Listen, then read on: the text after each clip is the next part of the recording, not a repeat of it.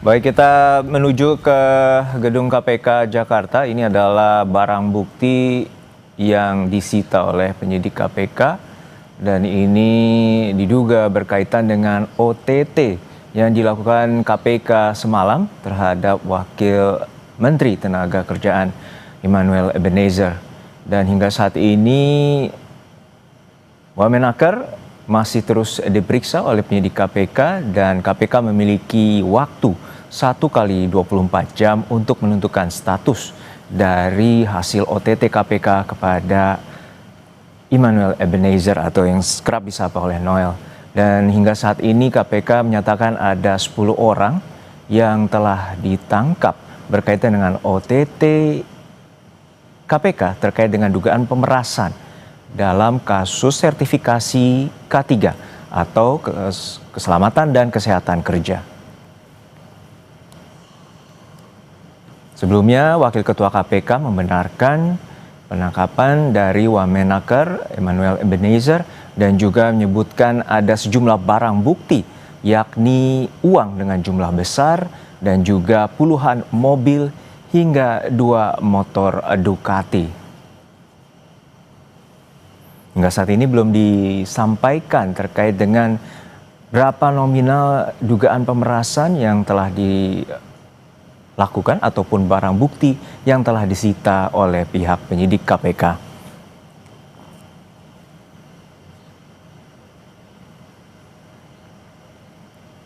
Baik, lalu seperti apa modus korupsi dalam pengurusan sertifikasi keselamatan dan kesehatan kerja atau K3 sebuah perusahaan dan apa yang membuat sertifikasi K3 perusahaan seakan menjadi lahan basah dari tindak pidana korupsi. Kita bahas bersama dengan Wakil Ketua Umum Jokowi Mania atau Joman, Andi Azwan, dan juga ada mantan Komisioner KPK Saud Situmorang dan anggota Komisi 3 DPR fraksi Golkar atau Partai Golkar Sudesson Tandra. Selamat petang Bapak-bapak, semoga sehat-sehat selalu.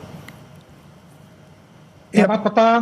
Ya, saya ke Mas Andi terlebih dahulu. Mas Andi, ini tentu mengejutkan Ketua Umum Anda Jokowi Mania ini terduga terseret OTT KPK dugaan pemerasan dari sertifikasi K3.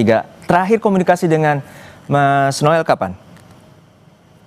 Sudah lama saya komunikasi dengan beliau. Jadi memang ini adalah seperti petir di tengah siang hari yang bolong. Kita mendapatkan berita seperti ini. Ya, kami semua ini turut prihatin apa yang terjadi terhadap Wakil Menteri Tenaga Kerja Bang Immanuel Ebenezer. Terlepas dari itu ya kita juga mengapresiasilah kepada KPK penegakan hukum itu luar biasa ya. Walaupun itu adalah wakil menteri maupun menteri itu wakil menteri tetap diadakan suatu tindakan hukum. Dan juga biar bagaimanapun juga ini mencerminkan bahwa Presiden kita Prabowo Subianto tidak memandang bulu terhadap siapapun yang terlibat dalam tindak pidana korupsi. Tapi sebelum itu kita juga harus mengedepankan yang namanya azas praduga tak bersalah. Seperti apa proses terjadinya OTT itu? Ya, sepengetahuan kami, ya, kini kalau tidak salah ya bahwa itu ada terpisah ya. Dan saya katakan bukan OTT kalau misalnya dengan Wamenaker ini, karena informasi yang saya terima dari teman-teman itu bahwasanya terpisah itu dengan 10 orang itu. Apakah itu ada pengembangan dari itu sehingga beliau juga ditahan karena ada barang-barang bukti yang memberatkan beliau. Itu hanya KPK yang bisa menjawab. Maksud Anda terpisah seperti apa, Bang Andi? Ya, misalkan begini, yang sebenarnya saya dapat informasi katanya Pak Wamen itu ada di rumah dinas pada saat itu.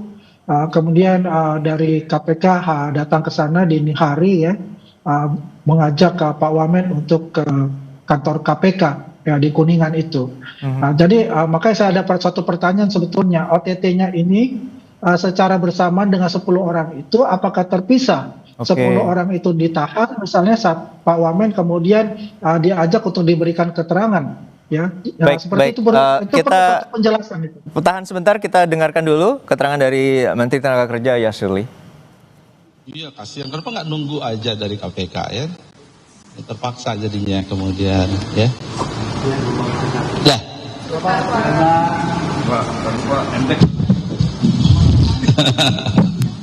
Ke atas dikit. Ya, bismillahirrahmanirrahim. Assalamualaikum warahmatullahi wabarakatuh. Teman-teman media yang saya hormati, selamat sore, salam sejahtera untuk kita semua. Ya, karena nunggu ya jadi mungkin ada beberapa hal yang ingin saya sampaikan. Yang pertama, saya prihatin dan menyayangkan peristiwa dugaan tindak pidana korupsi yang saat ini sedang diproses oleh KPK. Saya menghormati proses hukum yang sedang dijalankan oleh KPK dan mendukung berbagai langkah KPK dalam melakukan penindakan pelaku korupsi.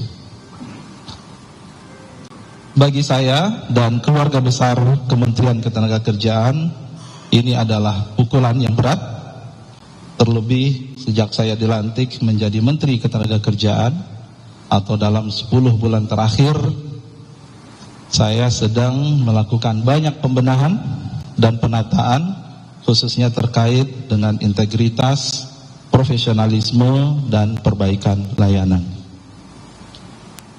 Sejalan dengan arahan Presiden bahwa tidak ada toleransi atas perilaku koruptif, maka saya sudah meminta pejabat beserta jajaran di Kemnaker untuk menandatangani fakta integritas dan siap dicopot apabila melakukan tindakan korupsi. Khusus untuk sertifikasi K3, kami sudah melaksanakan fakta integritas bahkan dengan perusahaan jasa K3 atau PJK3 dengan total hampir 1.000 perusahaan jasa K3 di Indonesia. Dan ini baru selesai sebenarnya, dan untuk membuat komitmen supaya tidak ada praktik suap, pemerasan, dan atau gratifikasi. Kami juga meminta masyarakat untuk aktif melaporkan apabila masih ada praktek tersebut. Selain fakta integritas, saya juga telah merotasi pegawai yang sudah lebih 4 tahun pada posisinya, melakukan perbaikan proses layanan sehingga lebih transparan dan akuntabel, serta merevisi berbagai regulasi terkait pelayanan K3. Misalnya Permenaker nomor 33 tahun 2016, Permenaker nomor 5 tahun 2018, Permenaker 8 tahun 2020, dan Permenaker 4 tahun 1987 yang sudah selesai harmonisasi. Peristiwa ini harus dijadikan pembelajaran bersama, dan saya berharap ke depan tidak ada lagi insan di Kementerian Ketenagakerjaan yang terlibat praktik korupsi atau penyimpangan dalam bentuk apapun. Sekian, terima kasih. Pak, posisi Permenaker sekarang ini gimana Pak? Tunggu aja ya. Masih belum ada keputusan berarti dari Bapak ini bakal jadi? Tunggu aja informasi dari KPK. Kalau Pak Menteri Pak Satu. Menteri, berarti layanan K3 untuk sertifikasi tetap berjalan kan Pak? Tetap berjalan. Ya. Dan tadi Pak Mensesnek sudah menyampaikan kalau misalnya akan ada peluang potensi untuk penggantian uang Menaker gitu. Itu tanggapannya seperti apa? Ya, kita Yang kedua terkait kinerja Kemenaker kan dinilainya bagus. Gitu. Tapi dengan adanya kasus ini menjadi catatan tersendiri. Kemudian pertanyaan selanjutnya Pak, yang ditangkap adalah 10 orang dan katanya ditangkapnya di gedung K3 yang sebelah gitu, apakah benar seperti itu? Dan dalam 10 orang itu selain Pak Menaker, apakah ada yang lain, pejabat yang lain dari Kemenaker yang juga ikut bersiduk? Ya, terkait dengan proses tadi malam, detailnya siapa, kami cenderung kita tunggu dulu ya, tunggu nanti. Saya yakin KPK akan menyampaikan press conference-nya, ya, sehingga kita dari situ nanti kita lihat, ya. Dan tadi saya sampaikan ya kita tunggu, dan ini harus kita hormati proses itu. Ya.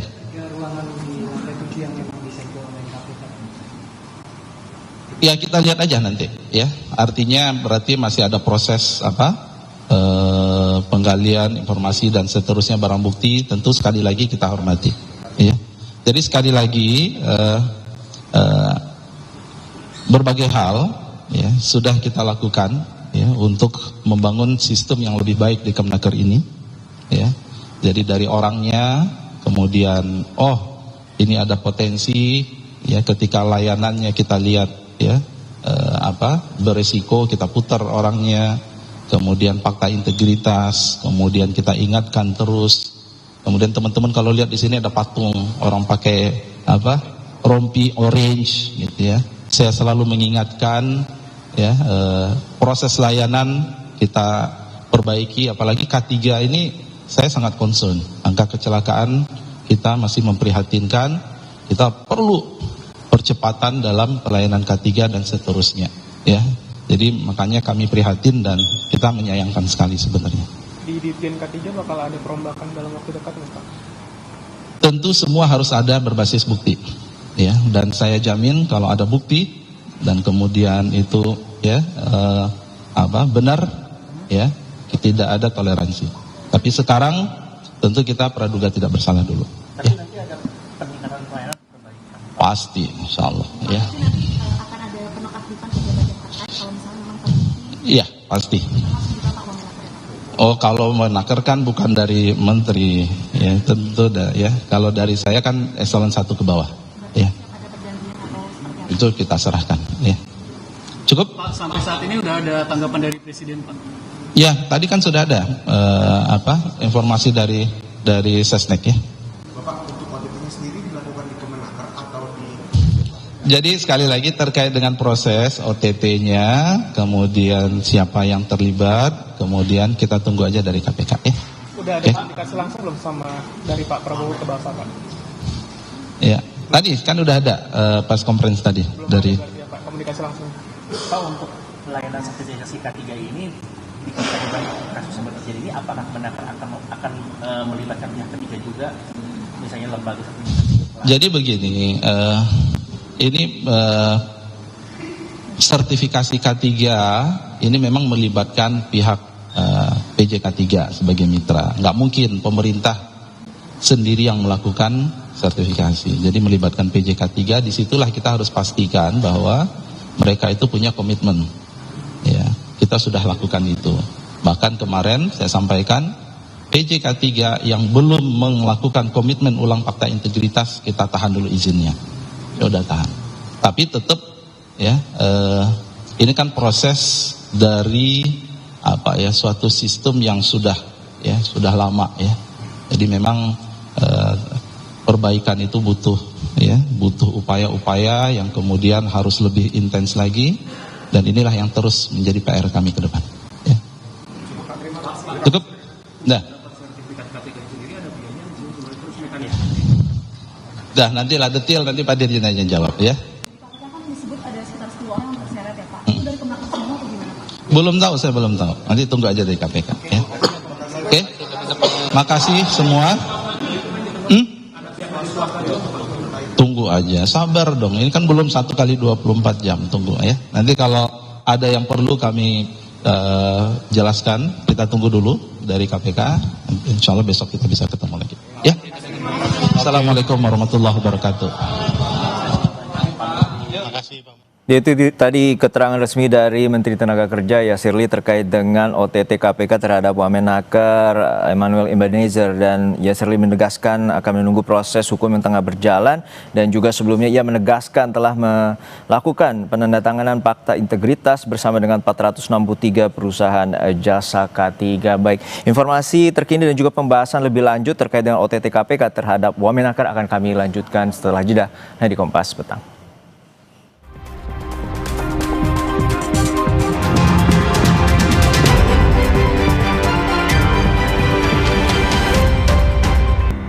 Baik, kami lanjutkan kembali terkait dengan pembahasan OTT KPK terhadap Wakil Menteri Ketenagakerjaan Emmanuel Ebenezer, dan kami sudah bersama dengan narsum kami. Lalu kita sapa terlebih dahulu ke mantan Komisioner KPK, Bang Saud Situmorang. Bang Saud, tadi kita lihat sejumlah puluhan mobil, lalu juga ada mungkin belasan motor yang juga sudah disita oleh KPK. Dari Wakil Ketua KPK, Pak Fitro menyebutkan bahwa uang juga ada disita walaupun tidak disebutkan nominalnya, namun diduga telah lama ada dugaan pemerasan ini. Menurut Anda seperti apa bahwa ini salah satu modus yang juga diduga sebagai praktik yang berada di Kemenaker? Pertama ya tentu kita harus melihat juga bahwa konstruksi dari sebuah OTT itu kan selalu saja diawali oleh whistleblower, apakah itu dari masyarakat atau dari lingkungan tempat yang bersangkutan kerja, sehingga kemudian KPK bisa memastikan terjadi suatu peristiwa pidana, kemudian mereka melakukan klarifikasi secara tertutup.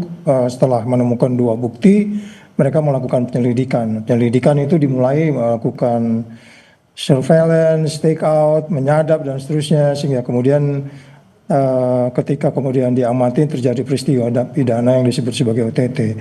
Nah, kemudian ketika mereka mengambil beberapa barang bukti, tentu ada hal-hal yang mereka lebih paham ya. Kita nggak ngerti apakah itu ada kaitan langsung tidak langsung dengan peristiwa pidana yang disebut sebagai beberapa media itu disebutnya pemerasan dikaitkan dengan K3. Tentu mereka yang lebih paham apakah itu relevan dengan peristiwa pidananya. Kalau umpamanya dilakukan, umpamanya tidak ada dengan model-model transfer atau dilakukan dengan cash atau apa, itu pasti penyidik yang lebih paham di sana. Sehingga kita belum bisa masuk detail di situ apakah mobil atau barang apapun yang diambil itu nanti ada kaitan langsung tidak langsung dengan peristiwa pidananya. Itu dulu sementara, Mas. Oke. Tapi sebelum ke Pak Sudeson, saya ke Bang Andi dulu. Bang Andi, Anda tentu melihat ini ada sejumlah mobil-mobil yang disita. Anda sempat mengenali atau salah satunya mobil yang dimiliki oleh Mas Wamen Noel? Ya, tadi saya tidak melihat ya mobil itu karena tadi kamera saya tertutup itu. Tapi sepengetahuan saya, beliau itu tidak bisa menyetir mobil ya, selalu diantar oleh istri beliau kemana-mana gitu. Ya, cuma ini agak kaget bahwasanya itu banyak mobil yang dikatakan itu ada puluhan mobil. Apakah puluhan mobil itu hanya untuk Pak Wamen misalnya, ataukah itu dari akumulasi dari seluruh 10 orang yang kena OTT itu gitu loh. Nah, ini mesti ada klarifikasi untuk itu nantinya. Ya memang sebaiknya kita juga menunggu rilis resmi dari KPK tentang OTT ini. Baik. Begitu Juno. Baik. Saya ke Pak Sudeson. Pak Sudeson, ini merupakan OTT KPK terhadap jajaran atau pembantu dari Presiden Prabowo, dan ini juga belum genap setahun bahwa OTT yang terkena adalah Wakil Menteri Emmanuel Ebenezer. Pandangan Anda, Pak Sudeson? Ya, pertama tentu kami sangat sedih ya melihat peristiwa ini.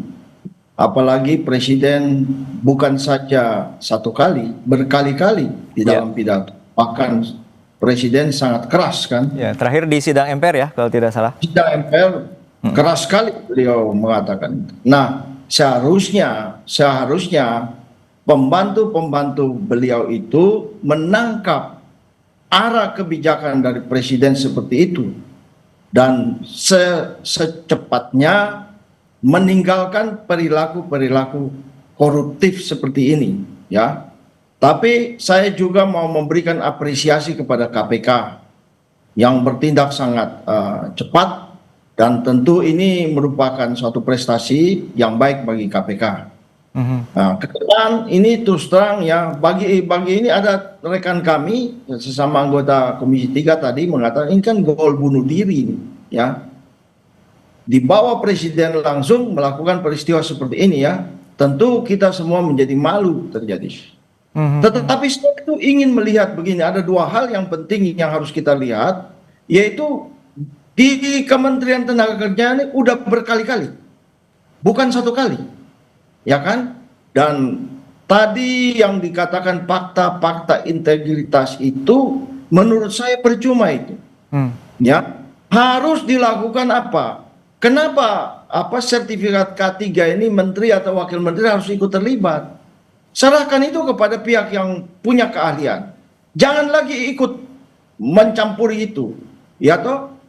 Itu kenapa diserahkan kepada outsourcing supaya menghindari persentuhan antara kementerian atau instansi yang terkait dengan pihak-pihak, dengan warga masyarakat. Kan itu tujuannya. Untuk menghilangkan kemudian ya orang yang mulai memeras dan sebagainya. Tadi kan perkataan pemerasan itu menurut kami malu tuh. Malu sekali. Ya, pemerasan itu kan di dalam dunia gangster itu kan perilaku orang primitif, ya. Orang kalau kata-kata pemerasan itu malu tuh, ya. Dan ini harus menjadi pelajaran bagi kita semua, begitu loh. Baik. Nah, Oke. ini menjadi acuan bagi seluruh pembantu presiden bahwa ini perilaku ini mempermalukan kita semua. Bayangkan aja presiden dengan pidatonya yang sangat keras dan berapi-api, di belakang itu dipermalukan seperti ini.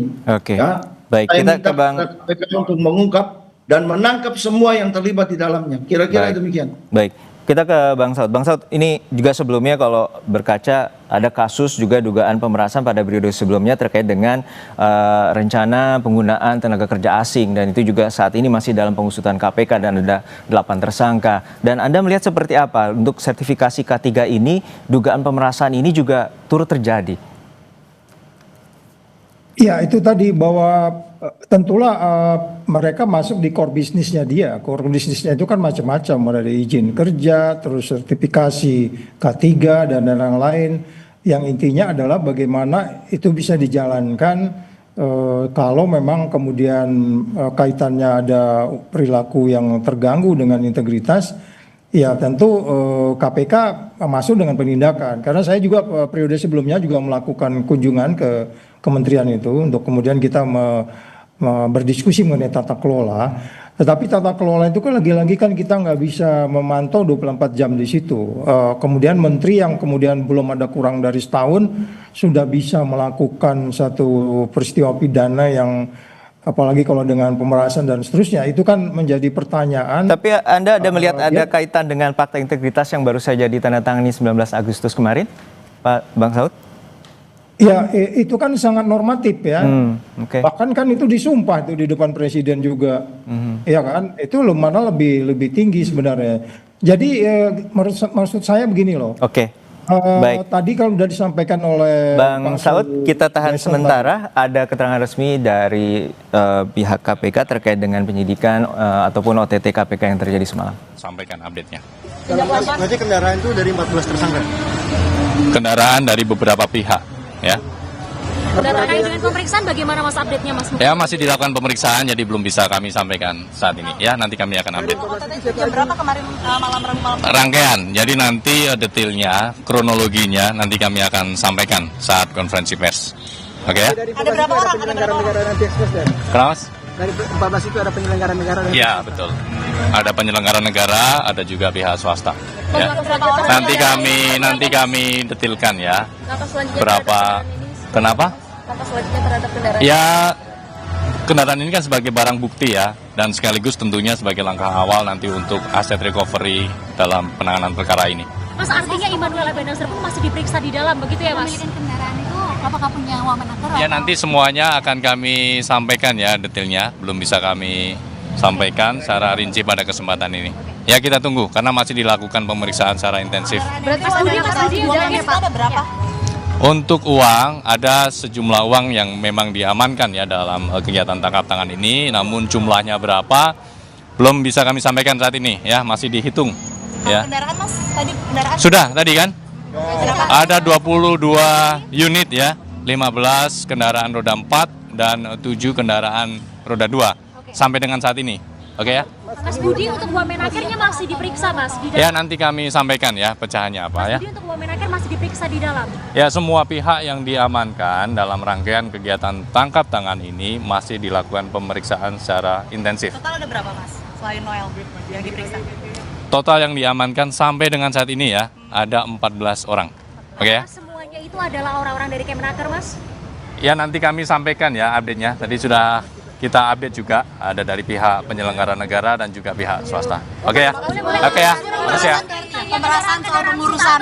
Ya, nanti terkait dengan... Baik, itu tadi keterangan dari Budi Prasetyo, jubir KPK terkait dengan adanya 14 orang yang saat ini tengah diperiksa intensif, dan juga tadi menjelaskan ada 20 unit mobil dan juga ada 7 unit kendaraan roda 2 yang telah disita KPK, dan untuk terkait dengan uang, KPK belum menjelaskan secara detail. Informasinya akan kami hadirkan kembali dan pembahasan lebih lanjut setelah jedanya di Kompas Petang.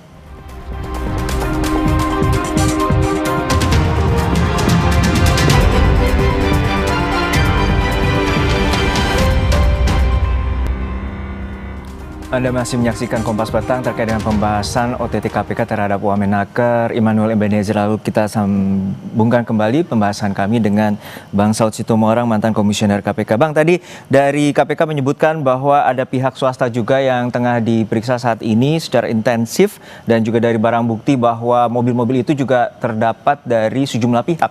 Anda melihatnya seperti apa dengan adanya pihak swasta dan pemerasan ataupun ini ada juga unsur gratifikasi di sana?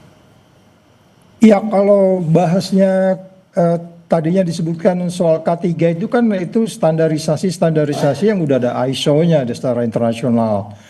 Kalau umpamanya sebuah perusahaan yang di dalamnya ada server, tentu itu ada standar-standar, bahkan pemadam kebakarannya itu disebutnya pemadam kebakaran dengan kering gitu ya. Standar-standar itu ada semuanya. Kalau hotel seperti apa, kalau industri ini seperti apa. Nah, itu semuanya kan tujuannya adalah untuk menjaga keselamatan pekerja. Dia mulai datang, dia bekerja di pabrik, dia pulang ke rumah dalam keadaan sehat. Kemudian kalau standar-standar itu diturunkan, apakah karena memang katakanlah swastanya ada masalah dalam kaitan tadi memenuhi, tadi kita ambil contoh pemadam kebakaran yang bahannya yang disebutnya pemadam kebakaran kering, serbuk kering tuh mungkin mahal, sedangkan dia udah expired harus diganti dan seterusnya. Itu standar-standar itu kan bisa di markdown atau diturunkan sehingga kemudian ke dalam hal ini kementerian melakukan apa yang disebut sebagai transnasional itu. Jadi secara keseluruhan swastanya itu menjadi bagian yang sangat sulit untuk kemudian bisa dikeluar dari katakanlah isu pemerasan itu kalau memang mereka standar-standarnya itu diturunkan, sedangkan kementerian kan harus membina supaya standar internasional dipenuhi. Itu kan ada ISO-nya itu. Yeah. Jadi maksudnya gini loh. Ketika kemudian itu standar diturunkan, kalau kita masih fokus di K3 dulu ya, kita belum yang lain-lain ya, karena yang diungkap ke permukaan sementara isu K3 ini. Jadi saya pikir ini harus ada pemberatan ini, karena ini menyangkut keselamatan dan daya saing kita juga, karena ini menyangkut segala macam pekerjaan yang menyangkut tenaga kerja. Baik. Itu kan tidak bisa di luar daripada standar ISO yang dimiliki gitu. Baik, oke, saya ke Pak Sudirsan. Pak Sudirsan, ini bahwa ini salah satu menteri dan juga wakil menteri yang kemudian ini jajaran pembantu dari presiden dan juga ucapan keras dari presiden dan juga Mensesnek menyebutkan bahwa korupsi di pemerintahan ataupun institusi ini sudah memasuki stadium 4 atau penyakit yang cukup akut gitu ya. Nah, dalam pandangan Anda bahwa ini tanda bahwa KPK juga akan terus menggalakkan OTT dan pandangan Anda sebagai Komisi 3 seperti apa? Jadi saya berpendapat begini, kita fokus pada K3 ya. Kalau kita bicara mengenai materi dari perkara ini kan belum diungkap oleh KPK. Sehingga sebaiknya kita tidak menduga-duga. Tetapi yang paling penting dari persoalan ini K3, kenapa begitu? Saya pakai istilah begini, kepala dilepas, buntut dipegang. Ya, tadi yang disampaikan oleh Pak Saud itu kan, itu misalnya syarat pemadam kebakaran ada syaratnya, standarnya harus begini, memenuhi syarat begini, anti api dan sebagainya, ya kan? Lalu itu kemudian nanti ya di-approve oleh pejabat-pejabat tertentu di kementerian. Nah, kalau di-approve begitu, ada unsur permainan lagi. Jadi sampai kapanpun akan jatuh banyak korban. Baik. Pengusaha itu intinya mereka mau mudah. Mereka tidak mau dipersulit. Yang kedua, mereka itu nanti di dalam persoalan ini, kalau bisa saya persyaratan itu saya turunkan, ngapain saya harus sesuai dengan ISO, ya kan? Nah, tadi yang seperti Pak Saud bilang, ya kan? Pengusaha itu kan otaknya tuh selalu pikir untung. Baik, kita tangkap poinnya. Sebentar Pak, sebentar. Let me speak. Keselamatan daripada pekerja itu kalau perlu kita korbankan. Nah, disitulah kesempatan kong kali kong di situ kan. Karena yang tadi saya bilang itu, kepala dilepas, buntut dipegang. Ya kan? Maka itu yang saya setuju sekali dengan Pak Saud tadi yang ngomong, pemberatan itu.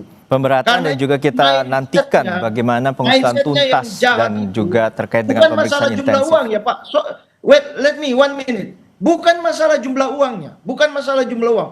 mindsetnya yang jahat itu yang harus kita berantas. Kira-kira demikian. Baik, Terima kasih. pemberantasan korupsi menjadi komitmen dari pemerintahan Prabowo Gibran dan juga kita nantikan bagaimana pengusutan tuntas dari KPK untuk penyidikan OTT Wamenakar Emmanuel Ebenezer. Terima kasih Bapak-Bapak, Pak Saud Situmorang mantan Komisioner KPK, Pak Sudeson Tandra dari DPR dan juga Mas Andi Aswan dari Joman.